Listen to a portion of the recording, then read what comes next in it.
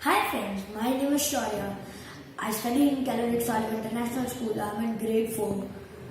So I have made a elevator in Robofun Lab, Ahmedabad. So the components I have used are two touch sensors. Here are two medium motors, and behind there's a large motor. Here there's an ultrasonic sensor and many more non-electronic components. And I have used the EV3 brick also.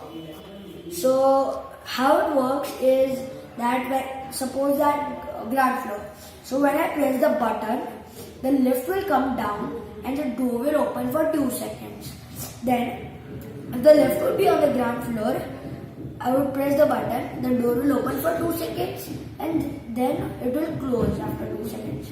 Now first floor. So the lift would be on first floor. And if I press the button, the door will open and close. And if the lift is on ground floor, then the lift will come up on first floor. When I press the button, the door will open and it will close. So now let me show you a demo. So first we'll start with the ground floor. So I press the button right here. So as you can see, the lift is coming down. The door is opening, closing. And if I press it again, the door will open and close it. And now let's do first floor. So I press the button, the lift came on first floor, the door opened.